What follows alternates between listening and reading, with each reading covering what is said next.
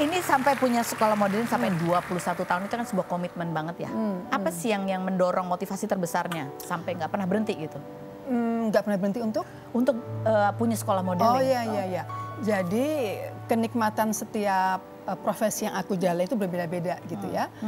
Kalau sebagai guru modeling itu atau punya sekolah modeling itu, kenikmatan itu terjadi ketika murid-murid dari Oki Modeling atau Oki Wale Modeling itu kemudian bisa pede, mereka berani tampil, mereka jadi bisa self acceptance, menerima dirinya itu lebih bagus, sehingga bahasa tubuhnya juga lebih baik. Itu kenikmatan tersendiri gitu.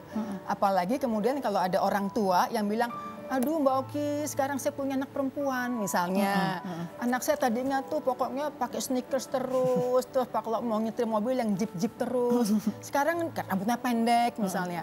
Sekarang dia punya wig banyak banget yang panjang, dia udah mau pakai rok gitu ya.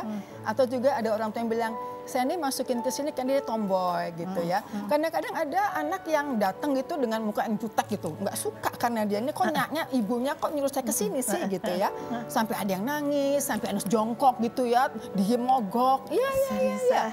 Tapi ya kita pelan-pelan lah ya, bahwa kita fun, ada musik.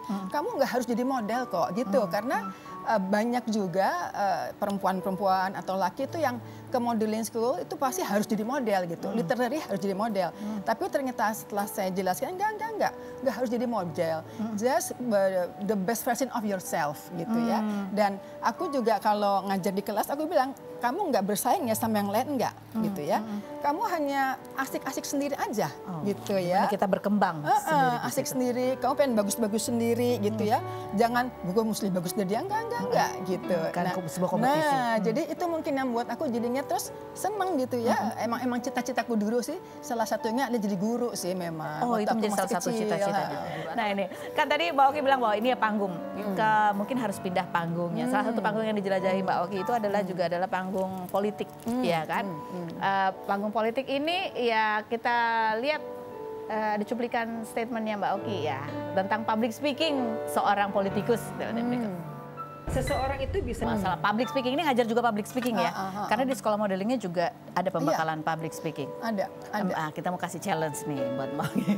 Challenge nih, ya ketika misalnya ada wartawan bertanya bagaimana reaksi anggota dewan terhadap masyarakat yang protes melihat anggota dewan itu pada saat rapat akhir tahun ada yang joget dan tersorot publik, itu jawabannya gimana? Iya. Ya kita lihat juga alasannya kenapa mereka joget gitu ya. Kalau saya pelajari memang alasannya macam-macam. Ada yang mengatakan bahwa ya kita kan memang artis atau kita kan memang public figure. Tapi menurut hemat saya ketika kita sudah menerima sebuah profesi, kita sudah menerima amanah itu, mungkin amanah lain yang bisa membuat masyarakat itu bingung gitu. Ini sekarang Anda nih atau kamu nih mau di mana sih gitu. Nah itu mungkin yang perlu dijadikan pertimbangan gitu. Jadi tipsnya kalau untuk menjawab sebuah kritikan tuh gimana caranya? Ada tipsnya nggak? Pertama yang perlu kita pahami bahwa setiap orang bebas untuk mengkritik kita. Karena setiap orang punya sudut pandang yang beda-beda.